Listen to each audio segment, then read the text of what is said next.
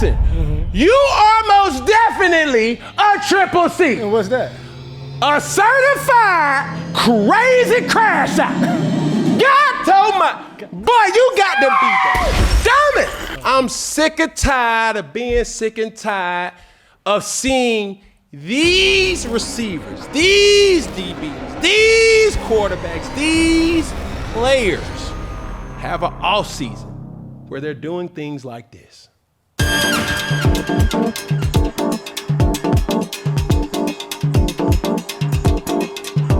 If that's what it takes for him to go out there and win football games, go ahead and paint your nails, my boy. Keep the main thing the main thing. And the main thing for you as a quarterback in your situation is winning. It ain't about the nails. I heard the storyline of why you're doing it, and that's dope. That's cool. But all that is all distractions if you're not winning. So we can't be so quick to rush and say who's wrong and who's right, because we all are grown ass men. Well, I always got it done. Did I tell you bring a friend? Yeah, we always got it done. I said, now welcome. Come on in, hey. Come on in. We are team. Okay. I said, now welcome to 4th and 1. Well, I always got it done. Bring your facts by the time before the rising of the sun. But this ain't me in the shotgun. Hey! Oh! Yeah. Oh, watch out. Oh. You don't know if he's playing defense or offense. That boy got moves. He throws it. Something, bro. Damn!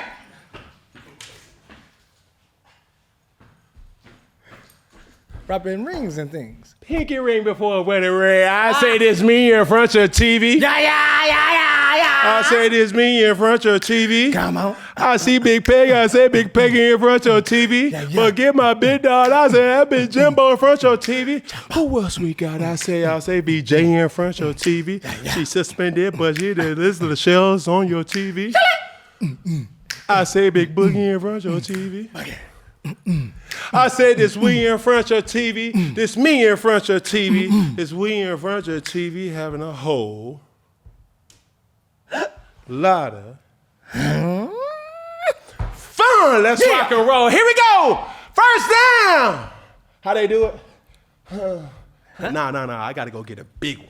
Come on. Listen, life's all about leveling up, whether I just handle business on the field or kicking back in my zone. That's why I like to celebrate with cigars that match the moment. That's why I linked up with Famous Cigars to bring you all this wild deal. Right now, you can get 8 premium cigars for just $8. Yeah, you heard that right. I'm talking about premium cigars. Oliva cigars. I'm talking about Davidoffs. I'm talking about Padrones. I'm talking about Romeo and Juliet's. Handpicked for my fans that's worth over $80. Hit up famouscigars.com/Cam and lock in this exclusive deal. While you're there, check out their insane selection of premium cigars, all shipped fresh and fast from their massive 20,000 square foot humidor. That's half a football field, y'all. Famous Cigars has been in the game since 1939 and still family owned. If you know me, you know family means everything. So celebrate every win with my friends at Famous. 8 cigars for $8. famouscigars.com/Cam.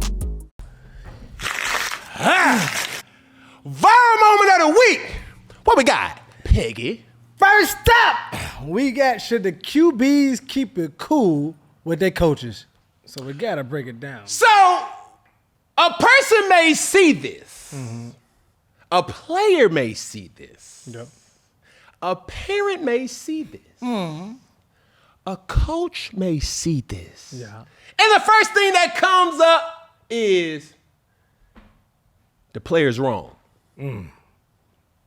Huh? Yeah. That's what's being seen. It's the player's wrong. Is the player wrong? But I got to give people the perspective here. Okay. Huh? Turn in your book to chapter real, verse 1. Mm-hmm. And the real is this. No plies. Sometimes when you're dealing with a bunch of alphas, these type of interactions will happen. Yeah. And it's okay. I got a couple examples, Peggy, that I want to share, right? Mm-hmm. That will give a different perspective of how you should look at these clips as it surface online. Show the clip.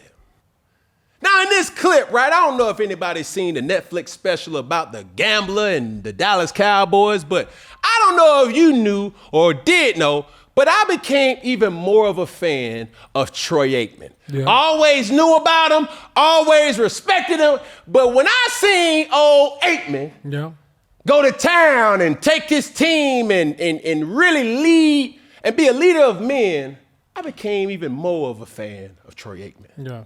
Now, when you're looking at Trevor Lawrence and you're looking at Bo Nix and you're saying, nah, man, they wrong. Look at a clip like this, Peggy. You got perspective about that particular clip. What was some of the things that was said in that clip? Well, just in this clip, Troy Aikman pretty much is frustrated on the sideline with his teammates. And he gets on his coach because he's saying that's not even my place to be checking him. Instead of being a babysitter to these players, you need to be a coach. And he's like, I'm tired of it. Stop it right there, Peggy. If you don't think that Troy Aikman was wrong for having a disagreement with a coach, you can't say Trevor Lawrence is wrong with the antics that he's going about or displaying. That's not where the ship stops, huh? Because this is what I'm trying to tell the people in regards to the game we call and adore in football. When you got a bunch of alphas, when you got a bunch of dogs assembled in one particular setting, disagreement is going to happen in any walk of life, let alone in the NFL locker room, let alone on the NFL sideline, huh? And it's all in good faith of trying to win. Now, this is the thing. You can't control another man, and that man can't control you. And it's the intentions behind what's being said, and it may trigger something else. Now, I got another individual by the name of Thomas Xavier Brady. Some would go by Tom Brady. So in this clip, Bill O'Brien, the OC at the time in New England, and Tom Brady got into it to the point that Bill Belichick had to go over and say, stop it. Like, coach is holding them back. Bill O'Brien's upset. Brady's upset. They're just boom, boom, boom, headbutting two alphas on the sideline. Ramming. So, Whoa, slow down. Hold on. Oh, hold on, man. Come on, man. Come on. What'd you say they was doing? Getting into a heated discussion. There you go. And then what else now? Yeah, coaches were holding them back. To the point that Bill Belichick had to come over and say, hey, guys, cool it. Now, I've always hated how certain people describe certain examples of displays of arguments. On one hand, they may be, oh, man, he has a burning desire to win. And on the other hand is, who does he think he is? Right? So, ladies and gentlemen, I will ask the question again. Hey, if you think Trevor Lawrence is wrong or Bo Nix is wrong, what about the people that we have labeled greats? And here's the thing. Is Tom Brady wrong? Absolutely not. Is Troy Aikman wrong? Absolutely not. We have to understand, what is it really like in the lion's den? What is it really like in the real gutter of grassroots being entrenched in an NFL experience as a player? These things happen often. And it's not to say that it's toxic or it's not needed. These are individuals that have the burning desire to win. The competitive juices get the tingling, and some people react different when their back's against the walls, and you know they cheeks start to clench, and it's like, oh my God, I gotta win this game as a coach. I need the players to perform, huh? And I need you to understand that my job is on the line. Or it's just like, as a player, my job on the line too, coach. We all want to win, so let's get to a better understanding. If that wasn't no reason for you to understand where I'm coming from, Peggy, roll the last clip and let's see who we find here. Well, in this video, you have Peyton Manning and Jeff Saturday, which is not a coach, but teammates. The center and the quarterback. Talk to me Get into it, all right? So Jeff Saturday told Peyton Manning, in the red zone, we need to run the ball. Peyton told Jeff, just play and block off the plays that we calling, all right? Don't tell me I'll tell you. Huh? All right. I like where you at, Peggy. Come on. But let me give you perspective to that. Is Jeff Saturday wrong? No. Is Arch's uncle wrong? No. No. Huh? You see what I did right there? Yeah, I see. I just a little toxic. Drop a little salt on You it. know what I mean? But the point that I'm trying to make, ladies and gentlemen, is this.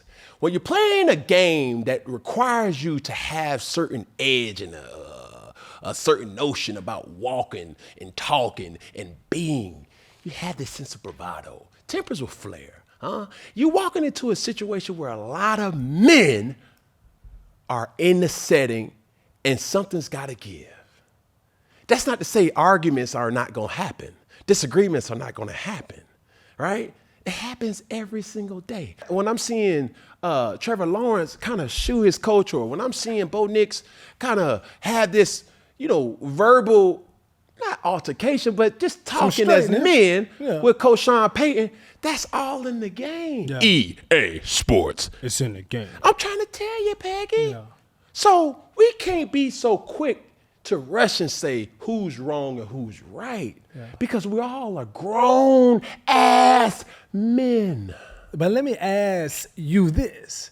Does it change depending on the coach or the predicament like you all in as a team? So what I mean by that, if you had Liam Cohen, which is a new coach, versus a Sean Payton, those two situations were different.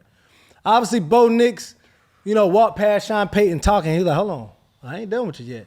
Let's get some straightening. Versus Liam trying to say something, and Trevor like, man, go ahead. Do you feel like, due to the respect of the coach, you might respond in a certain way, or like do you, I guess, react to a coach differently because of who the coach is? Every human being is different. Okay. Right? And It's outside of coaching. It's outside of coaching. You got argumentative humans. That means that individual is going to be an argumentative player. Yeah. That person is going to be an argumentative coach. Mm-hmm. I'm not here to say who's right, who's wrong, what this type of coach is, or what style of coaching that he needs to kind of be. What I am saying here is disagreements is going to happen. Yeah. Bad plays will be called. Bad execution will happen in a given play. We can't rush to judgment because these two men are having a conversation. Gotcha. It's all in the game, baby. It's all in the game. You know what I mean? Yes, let's understand that from the fans' perspective.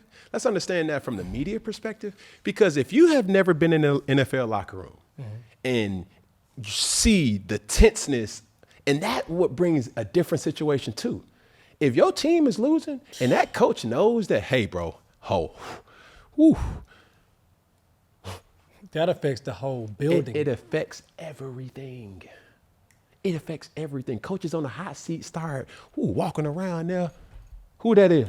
Sorry, what? Shell shocked. A shell of themselves.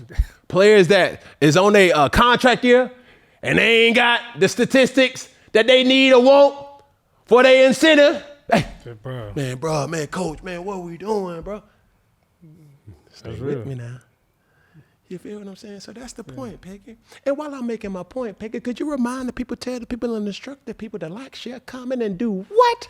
Subscribe, yo! Just Shellica with your barefoot behind. Go on and walk on over there to that microphone and tell the people, instruct the people, and make the people like, share, comment, but most of all, make sure they do what? Subscribe, dog! Beanie, okay, she's back this week. Big Beanie, Weenie, please tell, instruct, force, and mandate the people to like, share, comment, but most of all, Beanie, Weenie, make sure they do what? Subscribe, dog! I don't know about that one because we got a lot of people that's on vacation, so we have to go to our switch hitter. Okay. I would say this because the best ability is availability. Talk to me nice. Big Jimbo, not the little one. Big Jimbo, not the little one. Jimbo Slice. Everything nice. Step up to the mic, tell the people, instruct the people, and make the people like, share, comment. But Big Jimbo, make sure the people do what? Subscribe, little doggy. Oh, okay. He's trying to get your spot back. He's trying to get a spot back. He's trying to get a spot back. And while we got all the people's attention, everybody on the sound of my voice, make the people, tell the people, instruct the people to like, share, comment, but make sure they do what? Subscribe, dog. Thank you so much. And I couldn't do this show. I really think I could, but I can't do this show. I really think I could, but I really can't do this show without my dog. Peggy!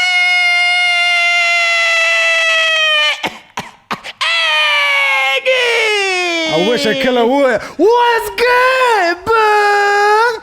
Yeah. Come on now. What's going on? Look like you got my hand-me-down jersey, Peg. Nah, they made this one in my size. You know, I'm on a rise, player. Never a hand-me-down. I'll never be a clown. I'm holding it down. All right, brother. I wish a killer would.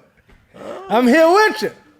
My partner. Who you rocking with, bro? I'm rocking with brother Hurts. Jalen, first name. Hurts, the last. No. Last time I wore that jersey, I had a question that I posed to the staff members. Okay. And I asked simply, who else wore the number 1 from the Oklahoma Boomer Sooners? And who is it? Kyler Murray. Okay, so when I asked the question, who is that you're wearing, it really wasn't nothing to be petty. Yeah, I'm just Betty, saying. Peggy. Just saying. It's my dog Hurts. Yeah. I ain't know which one I was going to go Boomer Sooner, but then I ain't know if I was going to go Eagle. It's all right, bro. You know? Man, shout out to Jalen Hurts. Who you got big going win on? this weekend. You know what I'm saying? Head, shoulders, knees, and toes. You know what I'm saying? Troy Polamalu, you know what I'm saying? Heavy hitter, big hitter, you dig what I'm saying? But it's not about me, it's about you. How was your weekend, brother? Man, the weekend was good in my neighborhood, brother. I went back to my school, North Carolina Central University. Man. Eagle Pride Amplified. Man, I received my award this weekend of 40 under 40. Yeah, that's the Eagle. Yeah, that's how we, boom, do that thing. NCCU, what it do. But yeah, man, I received the award this weekend of 40 under 40, man. That's just... Thank you. I thought your hands was broke. Everybody at home, make sure you're clapping at home, too. I need all them claps, all right? Thank you. Appreciate you. With that, man, shout out to NCCU, man. Y'all just giving any type of acknowledgement awards to anybody, huh? No. We ain't gonna do that, all right? But, man, shout out to, man, that's much HBCU love, man. And they wanted to award me along with 39 other people under the age of 40 that are balling out in their field of choice. Hold on, don't burn yourself, all right? Pace yourself, don't race yourself. God don't like ugly, all right? So, anyway, man, my weekend was good, man. I had my brother down there, I had my mother down there, and my lady, man, they all supported me. So, man, it feels Say the best for last, huh? That's what you just did. Say my best for last. Shout out to all the ladies. It was my birthday week, too. You know what I'm saying? So It's your birthday? last week, it was just my birthday. You feel me? I ain't even give you your birthday licks. Yeah, all right. Whoa. Oh, pause. No, brother. All right. You over here trying to pass birthday licks. Pause. But don't make me turn in the crowd, all right? It's all right, brother. All right. You know, that's how I go. But more about me. Nah, friend. How was your weekend? I thought you would never ask. My weekend was nothing less than amazing. Ripping and running and ripping, man. Went to my boys' football game, man, and you know, it was real smooth. Okay. Let me think. They got Yep, that did that. Bro, the fight. Yes. Well, I know we got it in the show, but the fight. I was so tired. And you already know how them box office fights and primetime fights is. It was so late. Bro, I fell asleep. But this is the thing about Netflix that I appreciate it. When I woke up on Sunday morning, I didn't look at my phone. I didn't look at nothing.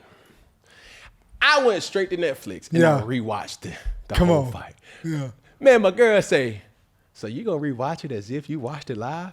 And is. Come on now. The same excitement. And is. Don't look at Instagram first, I'm trying to tell you, bro. No. Boy, I was watching that fight, boy, as if it was 11 p.m. the night before. Live and direct. Man, I ain't brushed my teeth. I got crust all in my eye from all type of stuff. You know what I'm saying? Looking at residue from the night before, bro. It was just lovely. Come on now. And I thank Netflix for that. Left it on the canvas. It's all right, bro. Yeah. It was an unbelievable fight, man. Shout out to Canelo Alvarez, but also shout out to Bud Crawford. Bro. Yeah. My boy talented. Yeah, he is. And when you talk about that, you have to say he don't have that showmanship that most prize fighters have. Mm-hmm. And I think a lot of people take that against his greatness. Mm-hmm. He ain't the rah-rah type. He just show up and I'm going to knock your ass out. Show up and show out. And not a lot of times that we really have cultural phenomenons or ethnic phenomenons in just sports. Yeah. Think about it. And a lot of times, one person has been a part of all those. Floyd Mayweather. Floyd Mayweather, when he fought Manny Pacquiao, the African-American Negroes were going against the Filipinos. Mm-hmm. Then that same individual fights Oscar De La Hoya. Yeah. Some call him Pretty Boy Floyd. Some call him Money Man. Mm-hmm. He had the African-American Negroes against the Mexicanos. All right. Huh? Yeah. Stay with me now. Okay, I'm with you. Try the bus. All right. Then you have a box office fight with him and Conor McGregor. Yes. Yeah. Stay with me. Okay. Had all the African-American Negroes against all the Irishmen. All right. Stay with me now. I'm with you. Okay, you're swerving. Here comes Canelo and Bud. Okay. Canelo had all the Hispanic Mexicanos. Okay. Bud had all the African-American Negroes. All right. So much so, man, it done split our whole household down the middle. Man, I call her the godmother of my family. She's been an angel on earth, Miss Maria Gutierrez. I asked her, I say, Miss Maria, she's the kid's godmother. She was at the house, and I say, who you going for, Miss Maria? She's from Guadalajara. She said, I'm going for Canelo Alvarez. I said, Miss Maria. Let it be known. So the house divided. Mm-hmm. So she watched the fight live, and I watched it the night before, but it was an unbelievable fight. And, man, shout out to Bud, man, with the win. And he definitely shocked the world, and I appreciate that. But not to prolong the hour, Peggy, let's rock and roll. Next clip. Well, first, before we get to our next clip, we got to talk about our picks. Prizepicks, it's good to be right. All right, Prizepicks is the easiest and the most fun way to turn your sports knowledge into real cash, especially during football season. But not just football, you can make picks across any sport you watch. And Prizepicks has you covered. They're available in 45 states, including Texas and California. So here's how it works.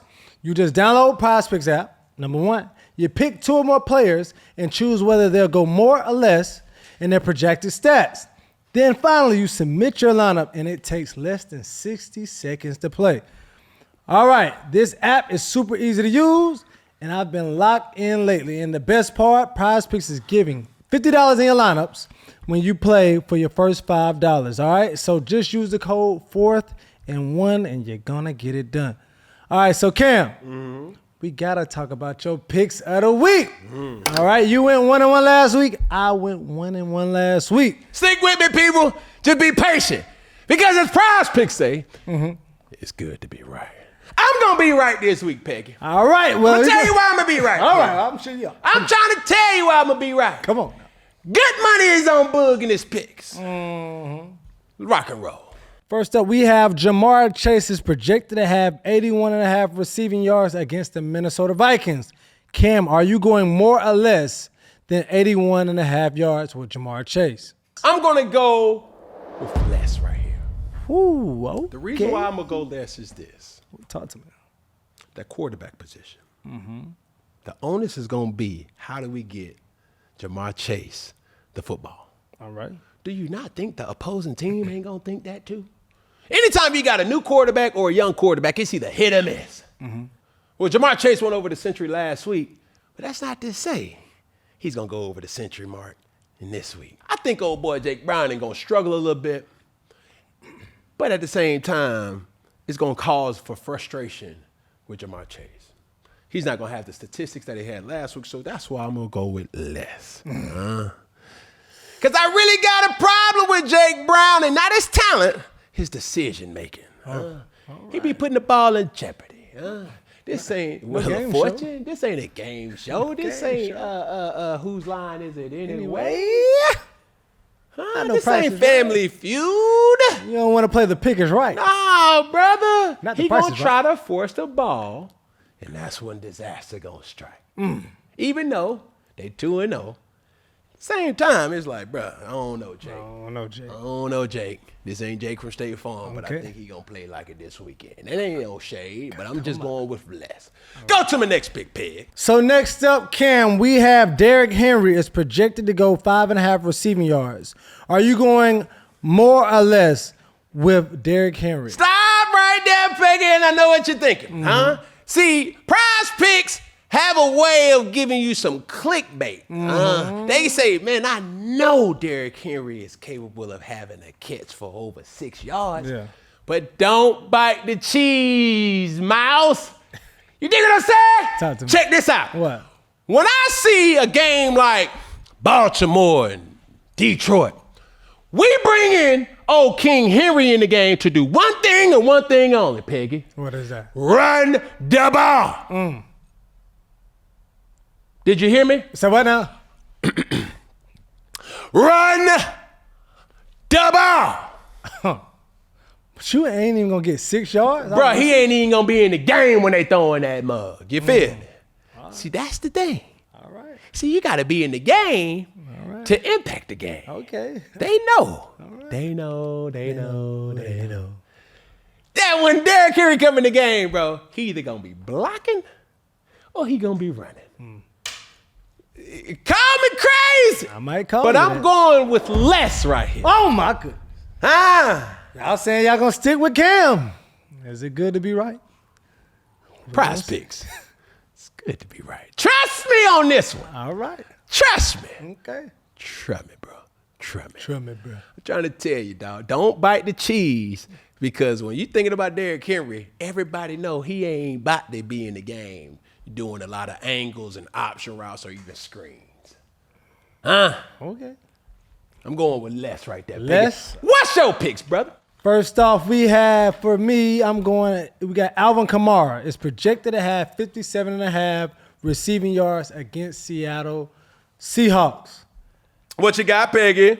I am going more than that, all right? The way they use Alvin Kamara, man, I think he is just as important as one of their receivers. And him out of the backfield, they put him in a lot of different packages. They use him a lot of different ways. Him and a Christian McCaffrey and Jahmyr Gibbs are all in that same type of realm. Absolutely. And I see them really, against Seattle Seahawks, I see them using that, and he's going to go over 57.5. I'm gonna tell you why that is a good pick, because when you think about Alvin Kamara and the state of the Saints, they're trying to generate offense. Yeah, and get the quarterbacks comfortable. They had that right there. That's strategy. Yeah. You got married to your pick, Peg. Come on now. A lot of times that happens. Come on, I do. What's your next thing? My next pick is Patrick Mahomes, projected to have half of a yard passing against the New York Giants. Yeah. And I'm going more than a half of a yard passing. How? That don't even make sense. But it does, and that is right. Prizepicks is running another max discount with Mahomes for Sunday Night Football, and just with 1 yard. That's the pick. All right. No gimmicks. No gimmicks. No tricks. No tricks. Go with Patrick Mahomes. No banana in the tailpiping right there. He gonna make your money flip. All right. I'm trying to tell you. And that is our week 3 picks, Cam. Prizepicks. Prizepicks. It's good to be right. Come on. That is our week 3 picks, and hit the link, lock in your lineup, and let's get it. Like Cam said, Prizepicks. It's good to be right. All right, and plus Prizepicks is available in 40 states, including Texas and California. Win or lose, ladies and gentlemen, it's all love, but it's good to be right. Here we go, next clip. Man, it is time to focus up. Caleb Williams. He's putting a lot of his focus on other things, nails and things, and Pat-Man Jones got something to say. Any quarterback with nails on suck. I'm sorry.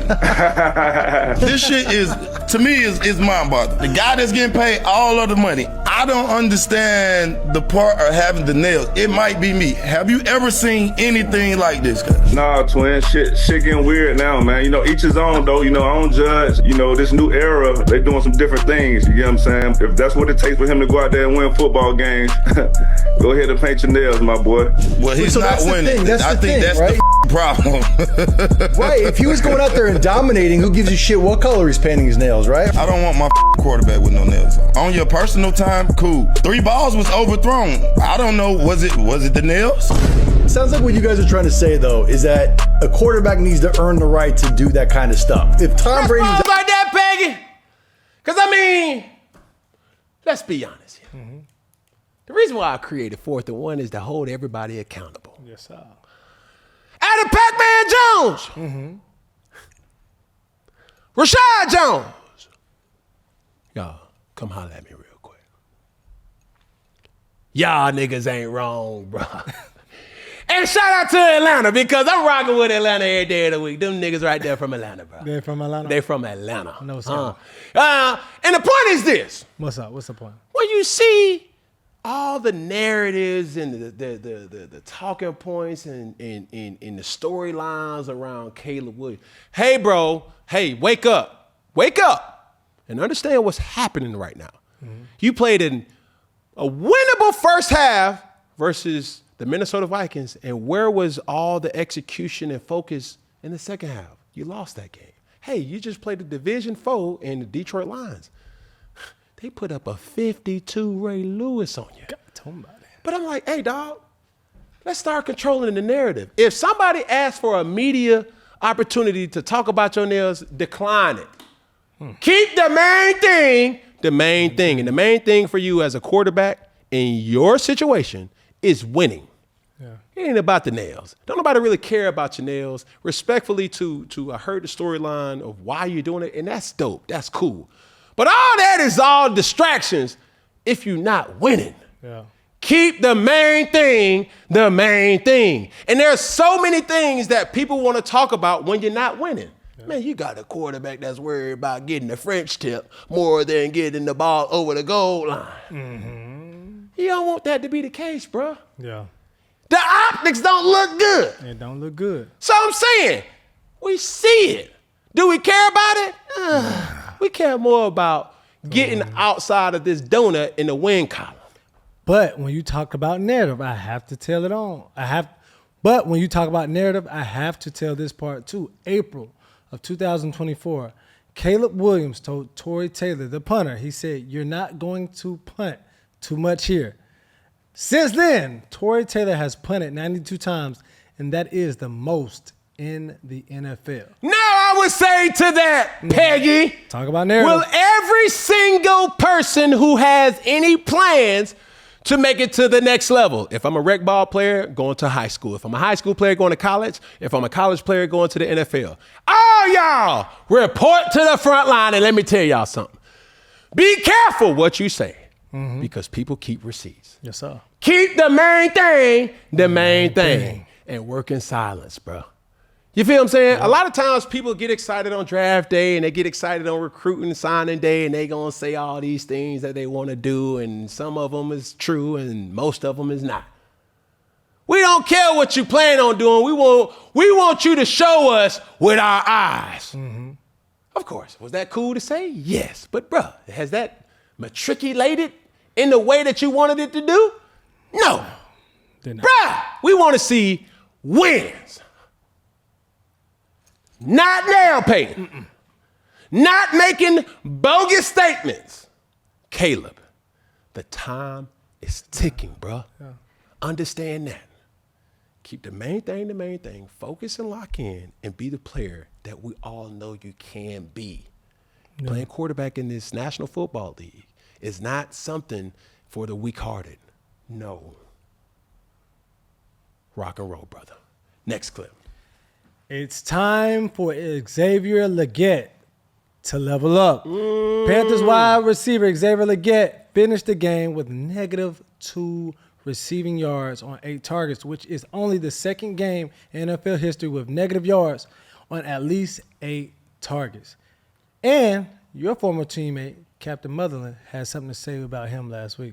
It don't help you catch the ball. It don't help you go block somebody. That don't help you win football games. That's why I said I didn't care to see none of that. I'm just being honest with you. Nobody cares about that. The Panther organization don't care about that. All right, the shits and giggles are over now. That's over. Your country slang is over now. It's time to put up or shut up. I'm just being honest.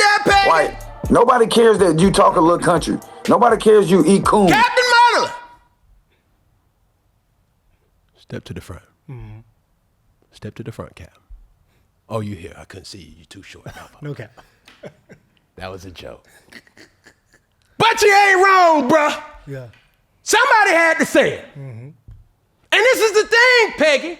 I'm sick and tired of being sick and tired of seeing these receivers, these DBs, these quarterbacks, these players have an off season where they're doing things like this. And you got the one and only.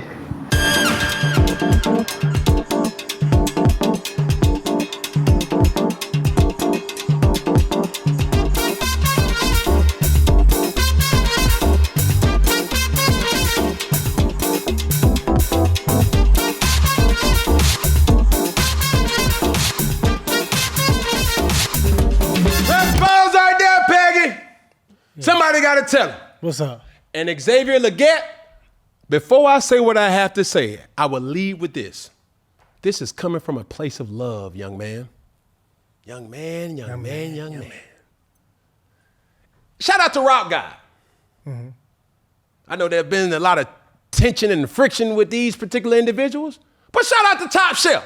Mm-hmm. Shout out to Route King. Shout out to Golden Feet. Shout out to everybody that's training the positions. Yeah. Quarterback gurus, the DB experts. Shout out to all of them. But I will ask this question.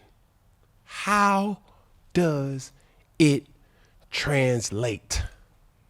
Stop focusing on all these mixtapes and these choreographed dance moves. And does it translate? Yeah. You know what's interesting to me? Talk to me. When you look at the premier receivers in the league, the premier players in the league, the premier position groups like, take Justin Jefferson, for example. Take Jamar Chase, for example. Yeah. Take Tom Brady and Patrick Mahomes, for example. Where you going, boo? Do you ever see them working out? The new age kids. But No. But do you ever see them like really showcasing what they doing in a manner where it's like, The answer is no. Mm-hmm. And it's not a trick question. Okay. Because when you really working, you don't care who sees what you're doing. Think of a guy like Devontae Adams, a swordsman when it comes to route running. A guy like Cooper Kupp. Okay. A guy like Julian Edelman.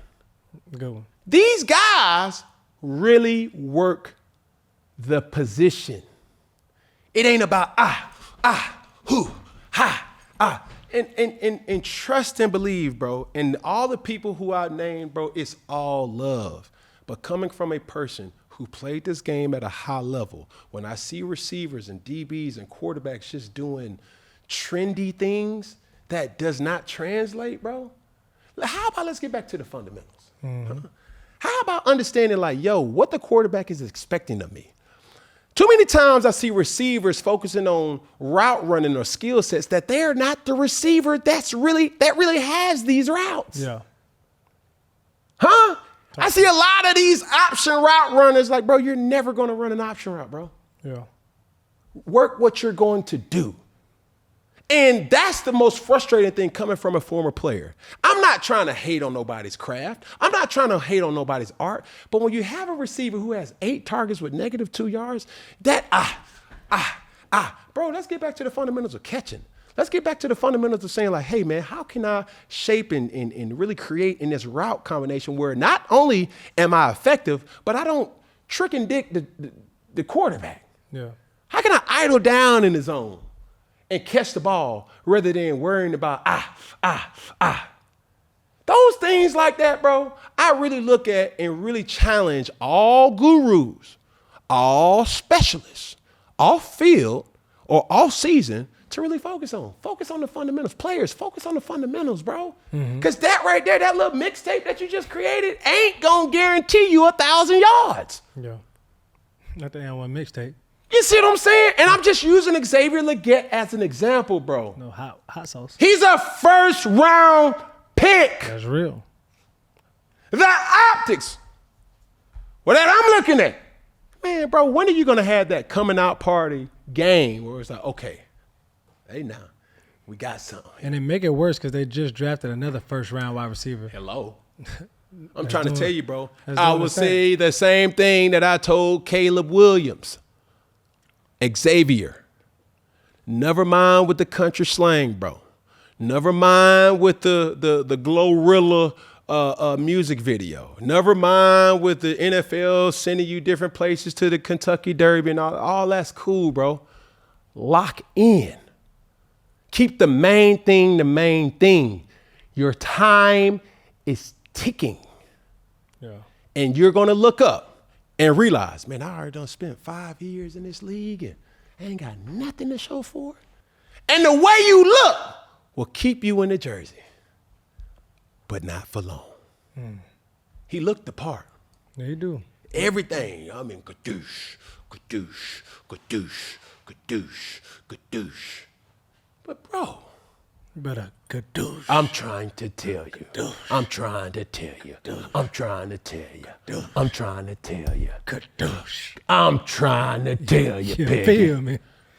Because I'm telling you, bro, that fan favorite is only a fan favorite when you're a young player or you're a productive player. That's real. You don't get to be a fan favorite when you're doing the bare minimum. You're no longer a rookie anymore, bro. Help. You see what I'm saying? Yeah. Dismissed. Next clip. Sports is all about competition. Every snap, every possession, and every clutch moment. You got to show up when it matters. That same energy is exactly what 1v1 Me brings to gaming. Madden, NBA 2K, FC, Call of Duty. Real matchups, real stakes, every single day. And these aren't just random online lobbies. These are the best players in the scene. Pros, streamers, and rivals, all battling it out with playoffs and championships on the line. You can watch every game live, and every match has real refs, payouts are instant. In the chat, man, that chat go crazy. It's not just about winning, it's about bragging rights too. If you're a sports fan, gamer, or just someone that loves having a little extra on the line, 1v1 Me is where you need to be. Over $100 million have already been paid out on the app, and the community is only getting bigger. Download today and use code 4th. Your first stake on the app is risk-free. Tap in. I know me, I like to be comfortable, but I like to stand out too. So when I found out Chubby's had a whole NFL collection, I said say less. With these shorts and polos with your favorite team logos, that's how you step into the game day right. The fit is perfect. The stretch waistband on the originals is undefeated. And the designs go hard. I rock them at home, on the road, you name it. Chubby's is the ultimate football apparel brand. So much so, they created their own fantasy football league. George Kittle, Ian Rappaport, and others have come together to assemble Chubby's League of NFL Fantasy. Each week, the top 5 scorers will win a chance at Chubby's Polo Shorts combo with their team's logo. The grand champion gets a chance at the ultimate fan experience, a 5-city, 5-stadium NFL game tour with a +1, while the fantasy flop faces the hilarious, unforgettable punishment only Chubby's could pull off. Head to chubbyshorts.com/Chubby's League to earn more and have some fun. Get ready for the most outrageous fantasy football season of your life. Now, would you look at that, folks? Our friends at Chubby's are giving our listeners $10 off with the promo code Cam Newton at chubbyshorts.com/Cam Newton. That's $10 off your order with the promo code Cam Newton. And that includes the NFL collection. Support our show and tell them we sent you. Express yourself and level up your game day wardrobe with Chubby. Arch Manning, is it too much praise before the production? Arch Manning and the Texas Longhorns went up against UTEP this past weekend, and in the first half, Arch went 5 for 16, 69 passing yards, 1 interception, and 2 touchdowns. This how it went down.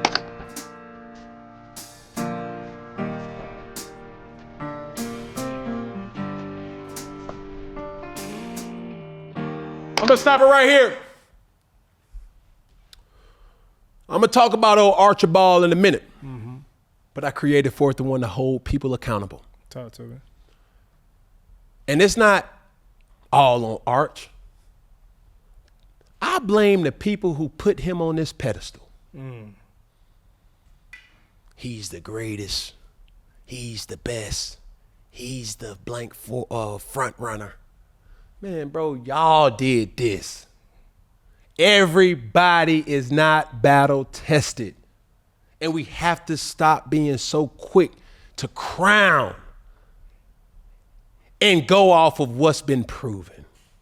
Is it to say he's not a good player or will be a good player? I'm not saying that. Yeah.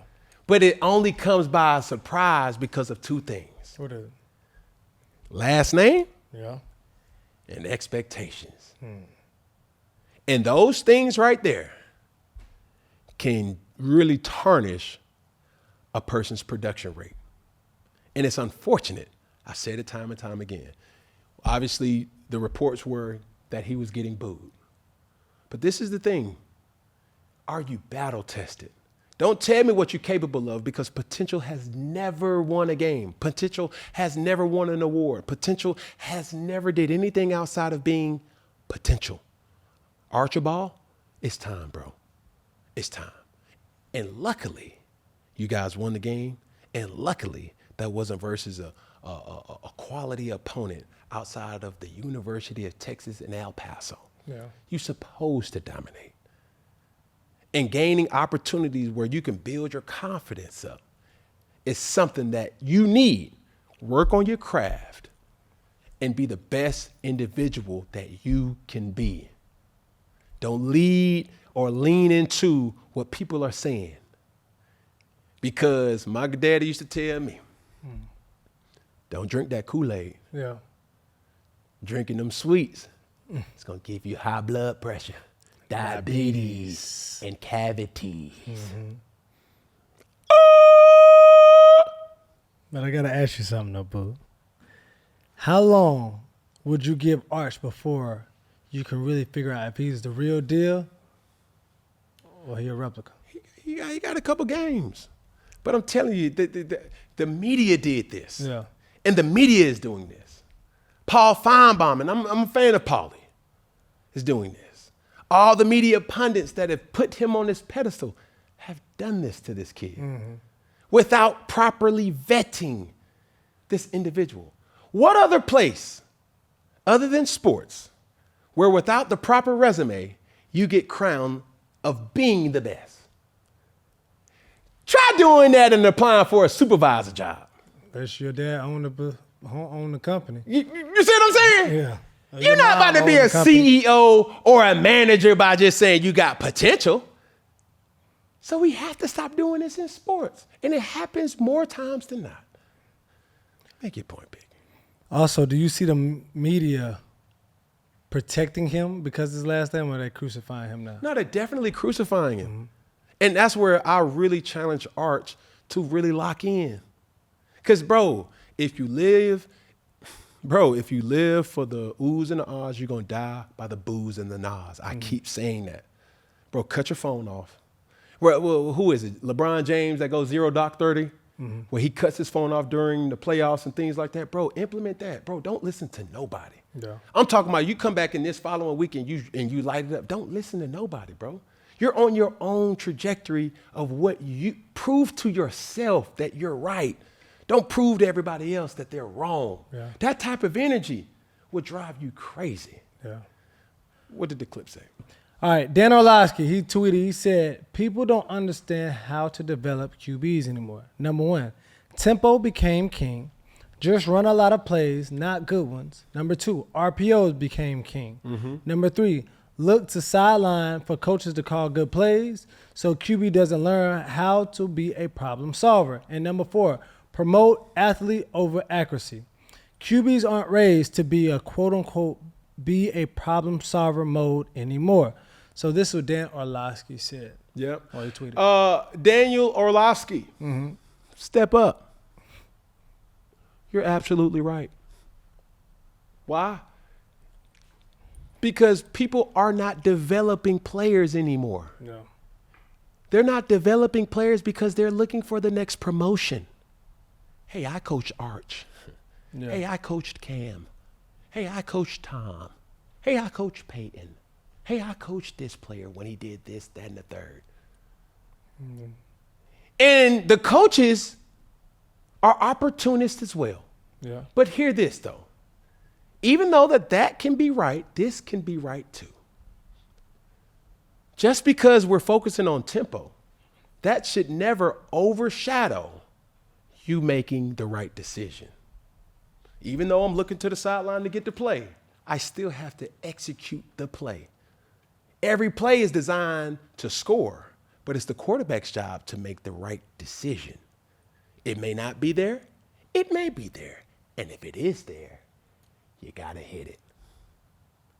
That's what it will never change. Processing information.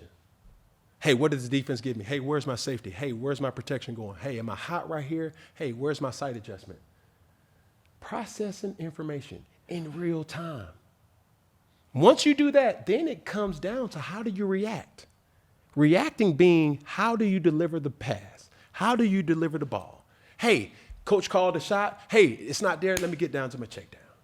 Those things is all within a play call.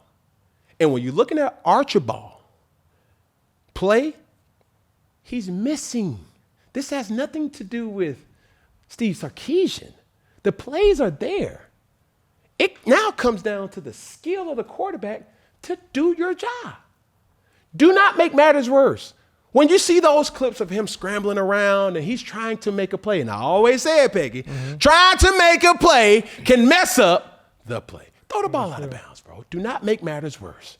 Do not put the ball in jeopardy. Ball security is job security. And when you start throwing the ball up for grabs and you start throwing the ball in team meetings, bro, disaster will strike. And I don't know how much patience people have with anybody, especially with Arch. Next clip. Is Bud Crawford the best? Canelo Alvarez and Terrence Crawford went toe-to-toe this past weekend, and Bud moved up 2 weight classes to fight against Alvarez and won. This is Canelo after the fight. He deserves all the credit. No, I try my best tonight. I just cannot figure out the style. He have everything. I try my best tonight. Compare and contrast the fight between yourself and Floyd Mayweather Jr. and tonight's bout with Terrence Bud Crawford, if you can. No, I think Crawford is way better than Floyd Mayweather. I'll say this. Let's take a blast for the past real quick. Talk to me. Let's take circa right before the weigh-in, when the fight excitement was happening. Never in a million years would we thought that we would say this. Terrence Bud Crawford will outbox Canelo Alvarez. Yeah. And ladies and gentlemen, we saw a full display of a person outboxing Canelo Alvarez on Saturday night. Yeah. This is the thing, too, that needs to be mentioned. When a person believes, when I'm talking about, bro, when you have the burning desire to say, like, bro, I'm right. We call it that dog mentality. The thing that I was looking at while I was watching this fight is one thing.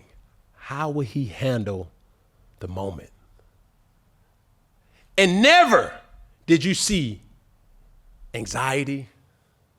Never did you see a person that was really like rattled or startled or just really like in this sunken place. Bud was in control. And around the 6th or 7th round, you started to see him really feel comfortable. Like, okay, I belong here. Correct. I would challenge any player, any athlete, or any individual to take heed to how Bud Crawford went about this fight. He said to the world, not by saying it, to say, I believe in me. Yeah. See, y'all looking at the optics, but it's something inside of me that y'all ain't really upholding. I know I believe in me more than my fear with him. And he proved it. Yeah. And that's what makes the great players great players. That's what makes the great athletes the great athletes. Because time and time again, we all look at the analytics and we all look at southpaw, unorthodox, this record, that record, who he fought, who he played, this, that, and the third. But you got to fight. Got to. And when you have the opportunity to prove yourself and you prove it, there's times where, bro, every opportunity or every time that Canelo got off a hit, a clean hit, it wasn't far behind that Bud came right with another one. Mm-hmm. It was a good fight. And it showed different times and different techniques and different moments where you were saying to yourself, okay, is he going to box, though? Is he going to fight, though? Is he going to stand toe-to-toe and get down and dirty in the squabbleization? Yeah. And, boy, he was in that pocket. He was, hold on. They was filling each other out at first, you see and what they I'm saying? started getting into And it. early on in that fight, I'm not a boxing expert, but early on in that fight, you could kind of see Canelo Alvarez trying to bully his way. You sensed frustration. Why? You seen him try to pick him up. Yeah. I don't know if it was inadvertent or not, but he headbutted him. Yeah. All those things. If I'm in Bud's corner, I'm saying to myself, I got him. Yeah. At the beginning of the fight, they was filling each other out, and Alvarez was trying to close them in on the ring. Yeah. And there was so much questions about if Crawford could really perform with him moving up in the weight class, because that's a lot of times people's out when they lose. They're like, oh, I went down weight class, I went up. Yeah. I'm not normally used to fighting at this weight. Mm-hmm. And just the way that he was able to fill him out, he was able to change up the direction. Like you said, he was the bully ball at first, because it's like, man, I'm a bigger opponent. Let me get you in a corner, and then I'm gonna take my aggression out on you. There was not a moment in this fight where I thought Terrence Crawford was not in control. Yeah. And that's what made Canelo very uncomfortable. Yeah, he had to respect. After about 8 or 9, rounds down, Canelo started to say, "Hold on, I got to knock this dude out." Yeah, because that's for me. Because this is the thing that a lot of people question Floyd Mayweather, right? Floyd played it with a strategic mindset where I'm going to take the sport of boxing, but I'm going to translate that similar to any other sport. What I mean is, I'm going to beat him on the scorecard. I'm just going to win round by round. Stick and move. And if I win enough rounds, I win the fight. Correct. Right? You can't hit me and you can't score if you don't hit me. Correct. Right? Go ahead. And speaking of Floyd, Jim Gray had a lot to say about what Floyd has done to the game of boxing. Nobody wants to lose. It's certainly helped a lot. But, the zero doesn't define you. How many games did the Philadelphia Eagles lose last year? Right. How many? I don't know. What was it, 4 or 5? Yeah. I can't remember. 2 or 3. We can't even remember. Right. Okay? This isn't, boxing should not have been. Floyd ruined this sport. Floyd Mayweather ruined this sport. I don't mean that personally. No, he didn't. I love him personally. If you really digest this clip for what it's worth, I don't think Jim Gray is saying that Floyd Mayweather is a bad person. Mm-mm. But I think Floyd Mayweather's greatness by being undefeated ruined this sport, because now you have athletes or boxers picking and choosing who they want to fight rather than having to fight who they supposed to fight. And we've seen it time and time again in combat sports. How many times have we seen fights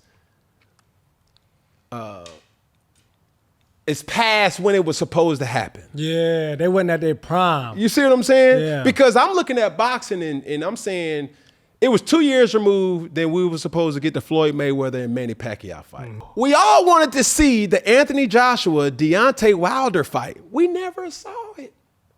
Because you have fighters that's picking and choosing rather than whether you a undercard or the big dog, you gotta fight.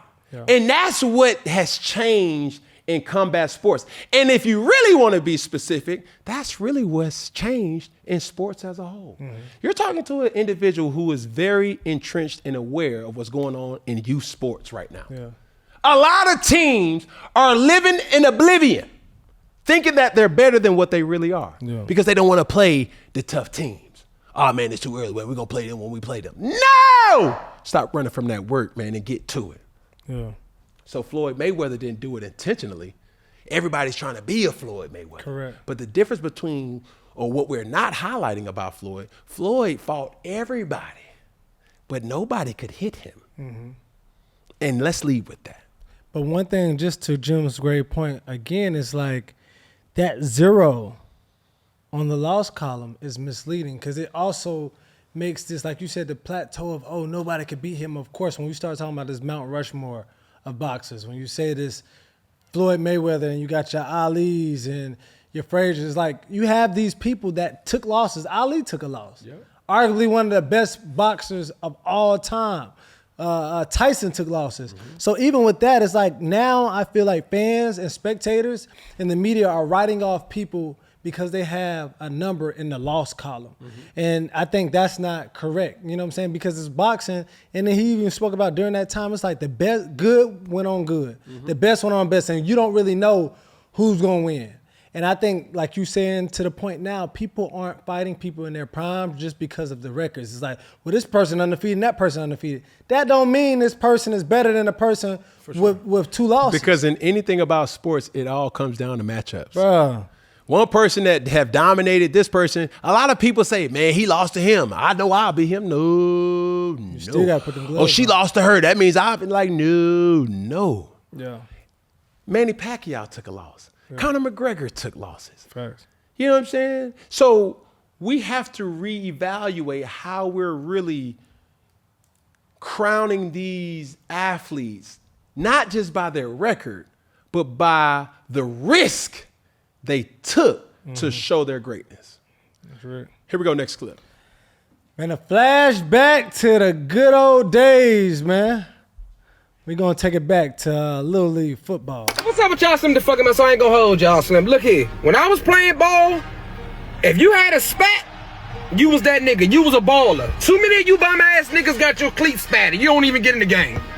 How the fuck is you the kicker and you got you the second string punter and your cleats spatted up? Explain that to me, Slim. If you played ball, Slim, from the early 90s to the mid to late 2000s, you only had this if you was one of the star players. You see what I'm saying? If you was mediocre, you might could pull it off. You had to be cool. Press See, I was a Peggy, little I don't know who this individual is, but bro, boy, what you're talking about is the gospel. Okay. All right, stay with me, Peggy. It would be an honor to get spatted. Yeah. I mean, matter of fact, bump the spat. What you got? What you got? It was an honor to get taped. To tape. That's what it is saying. This spat, that new word. Yeah, like spatting was a double bogey. To get taped. And I'm gonna tell you back, blast for the past real quick. All right, I went to Westlake High School. We had some stars. You got Nate Wiggins, You got AJ Terrell, You got Cam Newton, You got Pac-Man Jones, You got so many, and the list goes on. But those are the ones that people be like, man, who went to your high school? Yeah. Well, at Westlake High School, we used to have a line, And then for the people that was on the fence, the fringe players, you had a list that you had to write down and say like, okay, I'm next. Okay, Yeah, I'm on the next. training Okay, table, yeah. The training table. Yeah. Now, granted, Westlake High School didn't have it in their budget to have multiple trainers, man. Yeah, one and done. One female trainer, one male trainer. Yeah. That was adequate to properly tape your ankles. Exactly. Now stay with me. While you doing in that list, we come in there and say, That thing like cuts, boy. who is Bobby? Man, Bobby ain't getting that. Man, who was John? John gets 9. Who is Peggy? Oh, he gonna get spatted. Hey, let me tell you something, bro. That's the most humbling. That is. Just a deflated Yeah. thing that can ever happen to a high school player. Bro, that's When real. you think you next. All right, bro, let me go on. So you had to get on the training table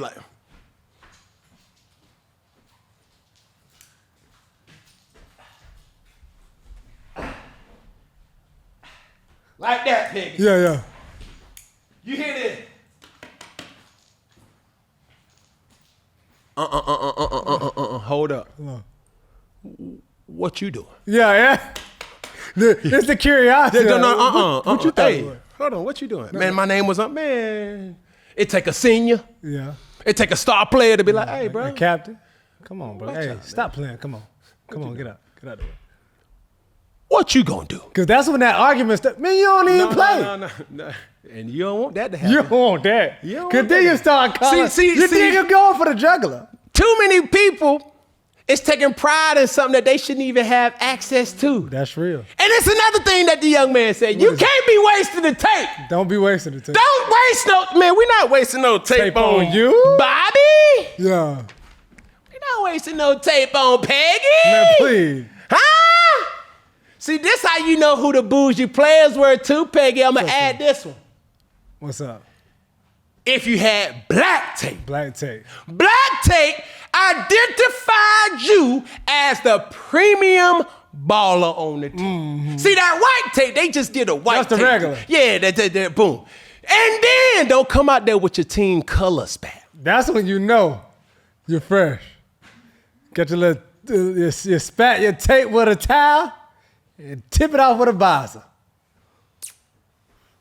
You ain't had no visor. See, I relate to this right here. Huh? Uh-huh. Because it's two things that had the differential. See, you had to, look, them country folk, huh? Okay. It's like they used to say, man, them country niggas. Uh-huh. They used to put the sock over. Matter of fact, they didn't put the sock side over. over the- They used to fold down the sock. Yeah. I'm going to show you. Come on, boy. That's true. They'll take the hot sock and flip it over the back of the heel. Ah! That's real. Take that sock. The sock ain't big enough, but we get it. You understand what I'm saying? Yeah.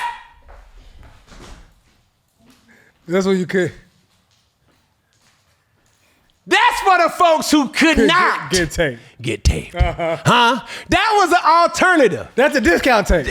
Stay with me now. I'm with you. Stay Flip with me. down forward. Because I got to cook on this one. flip down I forward. relate to this one. All right. If you didn't have the sock or you would get whooped by messing up good socks, they had what they call a spat sleeve. Talk to me. Uh-huh. It was in the material was shiny. You know what I'm saying? They didn't have anything outside of display purposes. You put the whole sleeve over your doggone cleat. Yeah, exactly. It just And that served as the spat. The lookalike. Huh?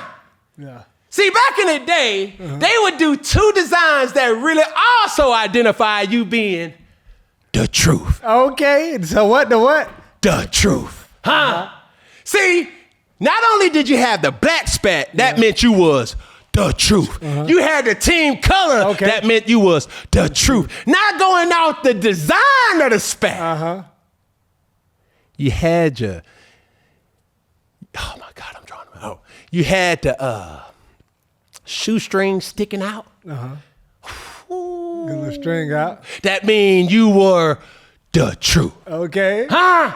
See, the football players know this to be true. All right, what you got? Huh? And another one where you be like, okay, he the truth.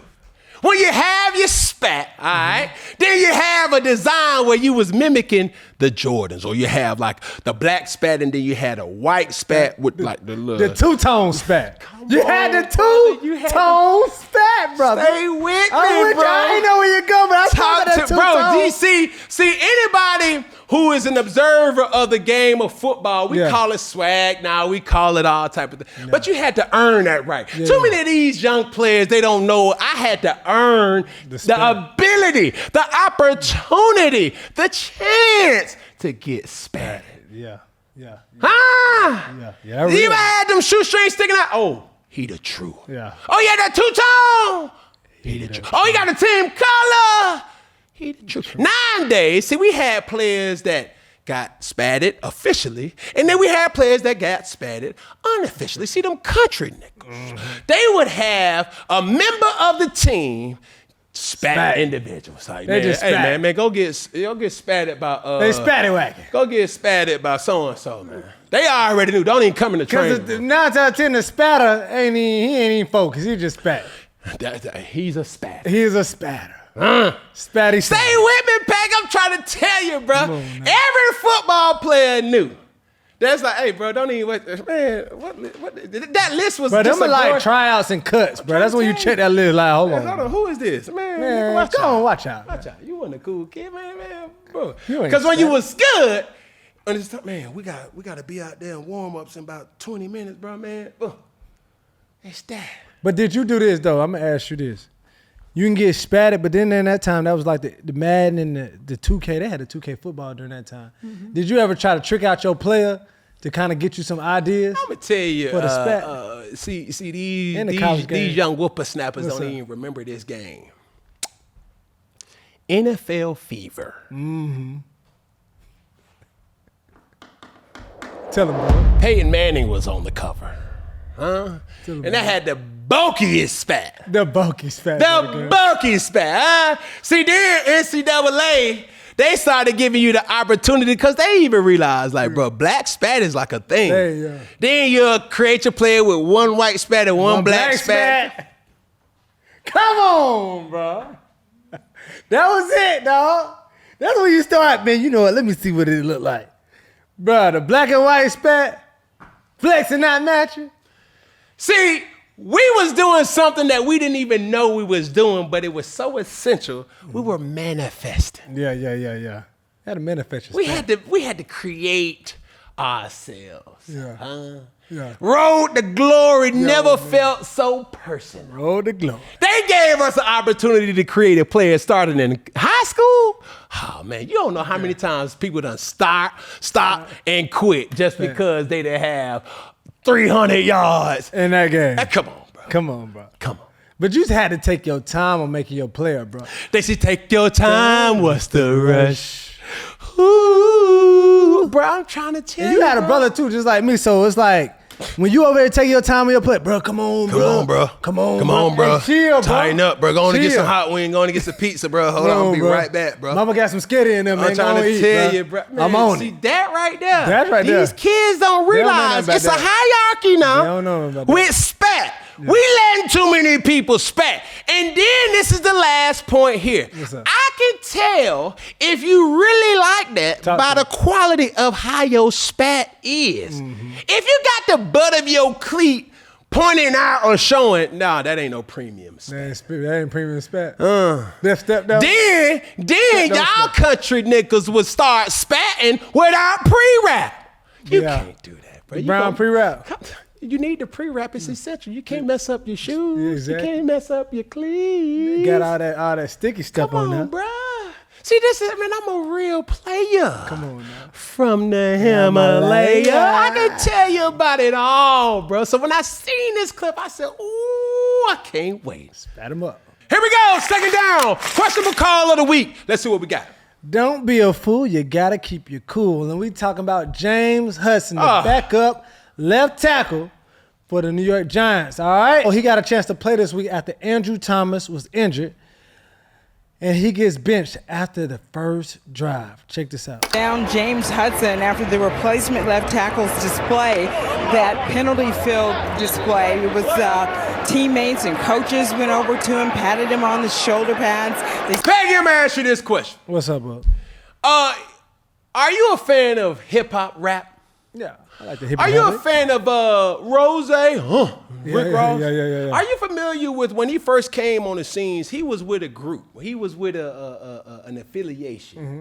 You remember that? You know what he used to call it? Yeah, not Maybach Music. It was like before that. It was Triple C. Triple C. I do it. Okay. Triple C. I didn't really know what Triple C stand for. But Mr. Hudson, you are most definitely a Triple C. And what's that? A certified crazy crash out.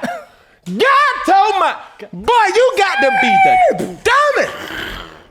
Bro, I'm watching the game, Peggy. Yeah. I'm really watching this. Bro, you got to read the stat line. This is how he crashed out. He was penalized 4 times on one possession. All right, penalized 4 times on one possession. Negative 15 yards, unnecessary roughness. Negative 5 yards, false start. Negative 15 yard, unnecessary roughness again. And then a negative 5 yards, false start. This is the thing. Too. Let me tell you the thing that got me hot. What's that? What got you hot, bro? He was belligerent. I mean, belligerent, buddy. He that drunk dude in the club that doesn't want to fight. Nah, talk to me, bro. I'm gonna go home in, bro. You see, that's the thing. When you in Triple C, it's almost like being drunk. Yeah. You lose full control of what you doing. Yeah. I'm like, bro, what is you? You got to be the dumbest. Man, he's having an outer body experience, bro. Help you have an opportunity that most would die for.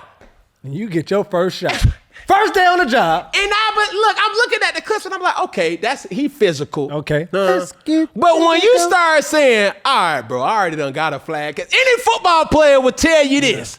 Any basketball player would tell you this. Any athlete would tell you this in your respective sport. When you get a foul, when you get a card in soccer, when you get a penalty in football, when you get certain things that gets called out by an umpire or referee, then you walk lightly. Oh, no, not Mr. Hudson. He starts a certified crazy crash out. Got to my. That is a dysfunction that only few have unlocked. I said, bro, what is wrong with this dude? What are you doing? What you doing? Somebody get a hold of this man. He a big boy. Get a hold of it. When you got all type of players coming up to you, hey, bro, what you doing? That's when you know. James done called him in his office. Right. We trying to get him. Hey, you over here trying to give us a big L. I'm like, bro, I'm watching it. I'm saying, there's no way. That would be the absolute last time. Yeah. Because I'm saying, bro, they should have scratched his helmet a little bit. They should have really looked up under his jersey because he was playing for the Dallas Cowboys. Yeah, he was. Who team you on, bro? They just did a scratch off. Like, scratch off, hold on, bro. This dude got a star underneath his helmet. This is Jerry's boy. This is Jerry's player. Boy.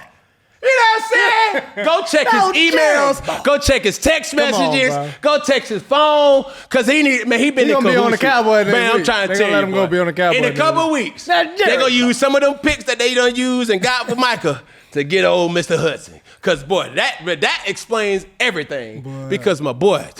And on a serious note. Yeah, what's up? I would say this to any player that gets an opportunity. Make the most of your opportunity. Be smart. Then I'll tell you, smart, not conservative. Aggressive, but not demonic. You're like, I would say aggressive, but not out of control. Those formulas right there is all formulas and recipes for a good player. Yeah. Now, I ain't sitting up here saying get slapped in the face and let somebody push you or let nobody spit on you. Like, don't be no hoe now. Yeah. But there's a line that we got to insert because hey, son, you can see Coach Dayball on the sideline like, man, I like your routing, but you had the rough and route. You over here with doggone, who is that? Masterpiece. Body. Oh, man. You too body. Let's go to the stove and twist the knob to the left. All right. Because it's spewing over. Here we go, next clip. You look so good in person. Thank you. I appreciate that. Hey, what you waste that? I love you. What a guy. I'm sorry. My bad, y'all. My bad. Arabia, is that a real background? Hey, Stat, can you stop smiling? Can you stop smiling? Arabia is... Nah, yo, bro, some G, yo, bro. Some G shit, we got a boyfriend here, yo. Right. Oh shit! I told you that. My bad. Nah, like it's all like. Okay, we can move on to football then. Stat, oh my god. Just Stat, let's do the football. I guess I answered the question about Floyd. When I see you taking off some time, I'm mesmerized by Stat. This nigga here, bro. I did not know you looked that good in person. My bad, bro. You're amazing. All right, hey, we gonna have to ask you to go, my nigga. I have to ask you to go, man. I'm gonna pay you for your time, for being here. I appreciate you. I love you, my nigga. I'm not doing it again. Yeah, no. I can't. I asked you the first time. I don't have no problems with you, but I'm gonna pay you for your time. But you can't violate, bro. I told you that. I'm not, though. I'm not. Nah, I told you niggas boyfriends in here. You know me with my brother. Oh, shit, my bad, bro. My bad. Nah. But I appreciate your time. It's me. Nah, well, if you want to wait for us outside, you could. But I'm not going to sit in and not value your time, neither.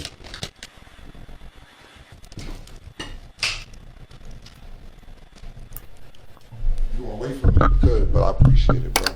But so we have to value our queens at all costs. Yeah. Adrien Broner went on It Is What It Is and was flirting repeatedly with Stat Baby, one of the hosts on there. Yep. Cameron stopped him a couple of times, and he was just like belligerent buddy and just kept, flirting and saying stuff out of the pocket. But Bud, man, what do you say? What do you take? Man, first off, hey Cameron, hey, real talk, bro. I appreciate what you did. It's needed. Like, we'll highlight a lot of toxic things in our culture. We'll highlight a lot of toxic things just in general in media. But we need to highlight the gesture that Cameron did. Mm-hmm. And it serves for multiple reasons, right? Number one, you got to respect people's platform. Yeah. But above that, you got to respect people's boundaries. Yeah. I don't care who you are. I don't care who you know. I don't care what you are. If a person tells you to stop, male or female, tells you to stop, stop. Because now what this clip showed is, bro, AB, and I'm a fan, dog, but as a person, I'm not going to tell you you're stupid. I'm not going to tell you you're dumb. I'm going to just say, bro, you know better than that, dog. Because if that was one of your baby mamas, if that was your sister, your cousin, your mama, your auntie, and somebody clearly told another person, hey, bro, chill, dog. You got to respect the platform, bro. And there's a thing where the thing that I hate most in an individual, no matter the color, no matter the race, no matter the age, when a person is unaware of the environment, and okay, you get one off, all right, bro, you said what you said. Yeah. Does she look good? Cool. But after that, but leave it there, bro. You're not aware. Yeah. And it's not something to joke about, because this happens oftentimes to our queens around the world. True. And I'm happy that Cameron really took it upon himself to say, hey, bro, respectfully, dog, you got to go. Yeah. Because now you disrespecting me, you violating our platform. And if I even allow you to if I don't check this type of energy or activity right now, like, hey, bro, like, you think this is acceptable. Correct. And it's not. Yeah. Now you done went and had intentions to making your point or shooting your shot at a specific individual, but it's now taken away from our show, bro. Correct. And I respect a man that could do that from one man to another. And I'm looking at AB like, bro, come on, dog. Like, everything ain't a joke, bro. Yeah, you better than that, bro. Like, you way, way better than that. And it's like, what a partner's at? What a friends at? Where your circle at? That's like, hey, hold on real quick, Cam Mace. Hey, let me talk to AB real quick outside. Hey, bro, you ain't drinking no more, bro. Not like, come on, bro. And that's what my team would have done. Yeah, for sure. From something as simple, hey, bro, Boog, you got a boog in your nose, bro. Like, hold on, say something. Dang, nigga, your breath stink. Yeah. Like, we joke about these type of things, but it's real talk. And everybody needs a tribe around them that serves their best interest. But this is the thing, ladies and gentlemen, male, female, athlete, no athlete, person of influence, a person not in influence. When somebody is trying to look out for your best interest, it may not always be easy for you to digest. Mm-hmm. So, hey, dog, hold on, my nigga. Hey, you tripping, bro. You tripping, bro. You disrespecting not only the platform of It Is What It Is, but you disrespecting this woman, bro. Yeah. She don't want your compliments because it's now becoming obsessive. Yeah. And you making everybody uncomfortable, bro. Everybody, yeah. And we don't want to do that, and we got to start holding people accountable to their actions, dog. Like Adrien Broner, bro, you've had your run-ins with certain dynamics and things like that, and I don't know where you at mentally or physically, spiritually, or things like that, bro. But that was definitely uncalled for, bro. And I fool with you, bro. I really do fool with you, dog. And to see that display of character, bro, that's really not who you are. And it's unfortunate that that happened, but it needed to happen. And we have to start highlighting and protecting our queens, bro. For sure. Shout out to Cameron. Here we go, third down fan question of the week. Let's see what we got, Peggy.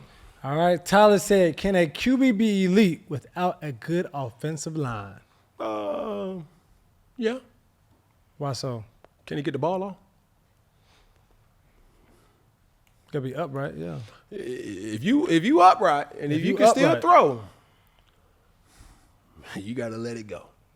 Now, elite offensive line is not a lot of what we've seen per se for each and every team. Mm-hmm. Now, you have role players and you have the players that can really hold down the fort, right? When I see a situation like a Joe Burrow, when I see a situation like a Brock Purdy, quarterbacks that have been injured in this specific year, you don't really need elite. You need the right. You don't need elite players. You need the right players that understand. Sometimes what makes a good player is knowing what he is and also knowing what you're not. Yeah. A lot of times in sports, players get themselves in trouble because they do not know where their help is. And it's not to say that offensive linemen or defensive linemen or running backs or linebackers or quarterbacks or safeties or any particular position don't know what they're doing or they're not showcasing their skill set. They are trying to do too much when the play doesn't entail them to do that. Yeah. Give you an example. They have this technique, and this could be football 101. Anytime you're going against an elite pass rusher, what offenses will try to do is protect the tackle by saying, hey, we're going to chip the running back to the defensive end to make sure that you can get a real clean block and that could buy the quarterback time. Those are all techniques that they've been doing for years to protect guys that are going against a Myles Garrett, the Aaron Donalds, the Reggie Whites, the Micah Parsons of the world, the Mad Max Crosby. And you see guys like that. When you see chips, that's why you see coaches move their premier pass rusher, the Khalil Macks, the Aaron Donalds, the Micah Parsons. Why Micah Parsons playing the D tackle? It's because they are trying to create different matchups, and it's chess. So if I know I have a chip, I'm not going to set so wide because I know my running back is going to chip him back to me. Correct. So I need to have more of a presence inside because I got help. Hey, if I'm playing 11 hole, 11 robber, my help as a DB is inside. I'm going to funnel the player to the inside help. If I'm an outside defender, I'm going to play inside because my help is the sideline. I cannot get beat inside, right? A lot of times these players don't trust where their help is or don't really know where their help is. And that's how they get beat. Yeah. So when I see certain things, that's a great question, can you win with an elite? Can a quarterback be elite? Can a quarterback be elite? Absolutely, he can, because the right players will understand where his help is, and he'll lean into it. Here we go, next clip. Ruben Lee says, I think it would be awesome to see Cam Newton in an action comedy. Have you been offered any movie roles since you've been out of the league? What type of movie would you want to be in? Oh, man. I think after the Special Forces thing, a lot of people kind of hinted to say, like, man, Cam will be a good villain in a Marvel movie. Yeah. Man, listen, bro, as long as that check come clear, I will appear. Yeah, come on. You dig what I'm saying? I'm trying to say, I ain't opposed to nothing. Okay. Nothing, you hear me? Here we go. Fourth down, Newton's Law. Peggy, what do we have here? Tom Brady speaks on the development of QBs. You're assuming that everybody knows how to develop a quarterback. You're assuming that you're going into a program. I mean, I'm telling you, this is not there's a lot of people who have no idea what they're doing when they're tasked with coaching a quarterback or calling an offense. So are you saying, I mean, just like we'd rank quarterbacks 1 to 32, do you rank offensive coordinators 1 to 32? Do you rank quarterback coaches 1 to 32? Well, what if you had the 32nd ranked coordinator in someone's mind, or the 32nd ranked quarterback coach? How is he getting a level of development that the guy who's first is getting? When I got to the Patriots, I sat behind Drew, who was a franchise quarterback, right? Press pause. In my second, the thing that may not be the popular pick, but it needs to be said for perspective.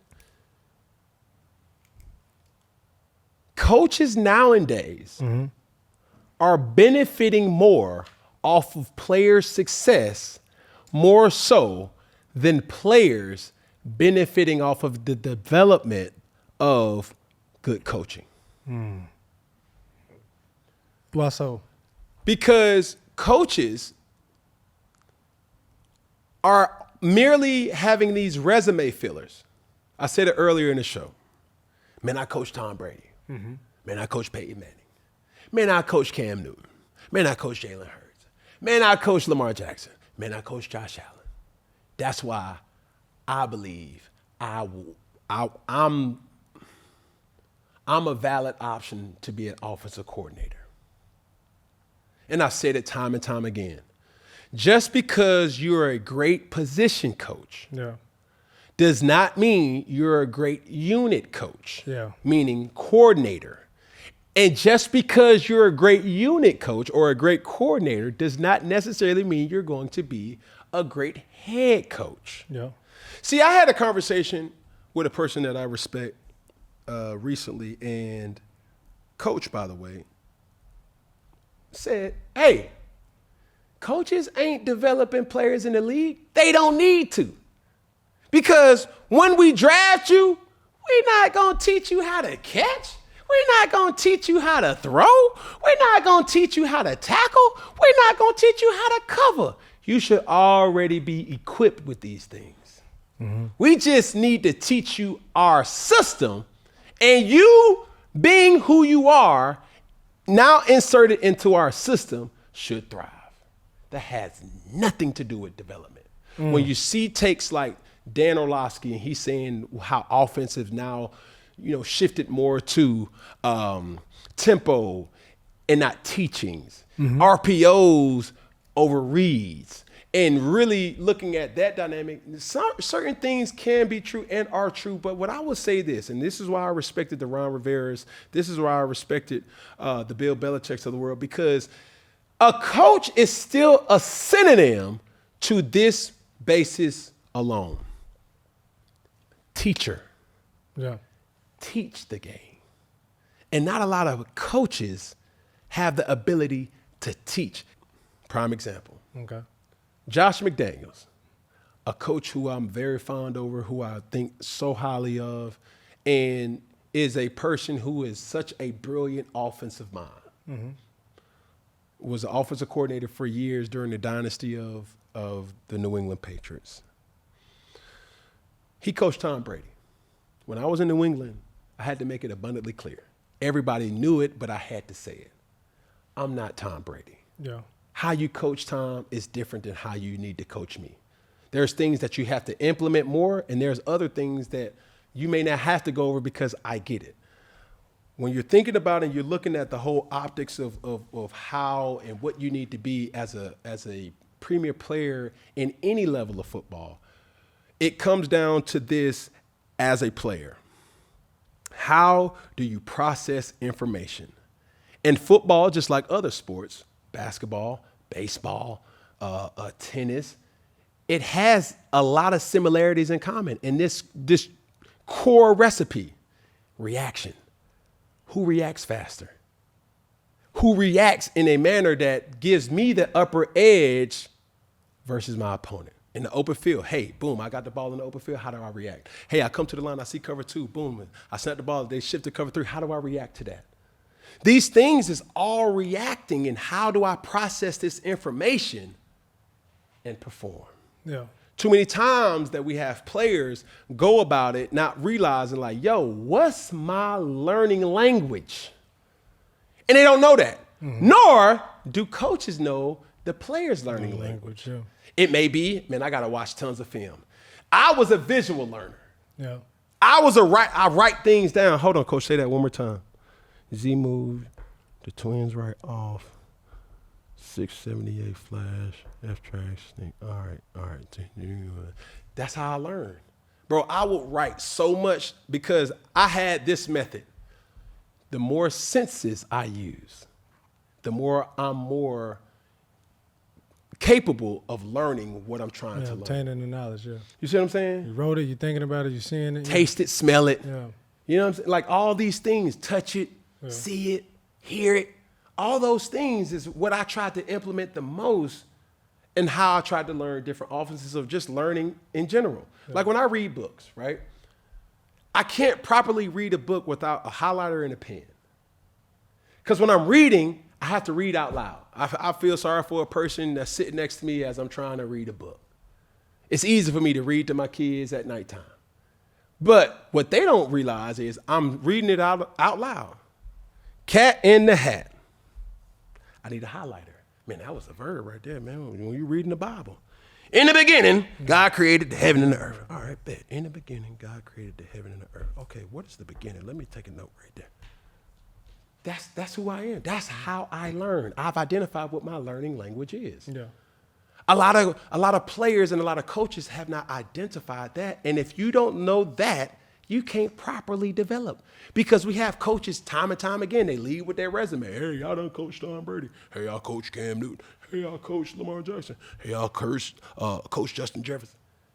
And they're leading with a resume saying like, the player, that ain't who that person is that you're talking to. Yeah. That ain't to say that he's not a good player. You just need to identify how they learn and how they can register and process the information. But so when you talk about developing and development, like where do you get your development from? Because obviously you came in as a rookie, but then by the time you're 5th, 6th year, you have developed as a player. So where did your development come from? It's just a skill, bro. Like when you talk about development, that's a very vague or very broad kind of question, right? Because it's mental, physical, all these things that come into I think what it really comes down to is how you respond as you're absorbing information. Okay. When you go through a meeting, when you go through a position meeting, when you go out there on a practice field, when you go out and you're in a game and you have in-game adjustments, that's a lot of information that I have to process. Yeah. As a coach, you have to say, hey, does this player have the competence to really take what I'm telling him and execute it? Because some players aren't, but that doesn't make him a bad player. Some players need to watch film. Some players don't need to watch film. Some players need to, understand how some players are vocal. Some players aren't. Some players you need to tell once. Some players you need to tell 10 times. Yeah. You need to identify what it is. And I have this thing that I want to kind of mention.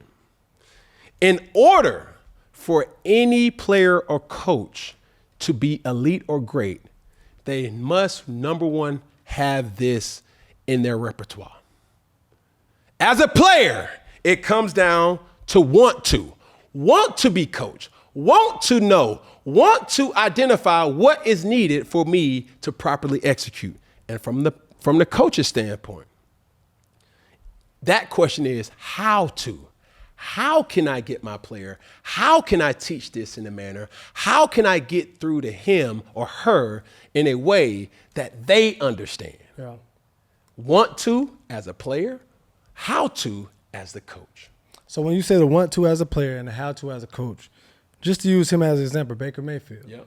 And so oftentimes you write off players early on. We write them off because they haven't developed in the certain scheme or on the team. But as you see him in Tampa Bay, would you attest that to Baker's development as a player, who he is, or the coach he's playing for? It's all of the coach and circumstance and situation, and that's a lot. Yeah.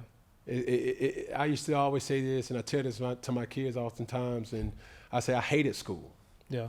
I love the socialism of school. Yeah. I love the humans that I met in school. Correct. If I had a teacher who taught physics that was cool, I love physics. Yeah.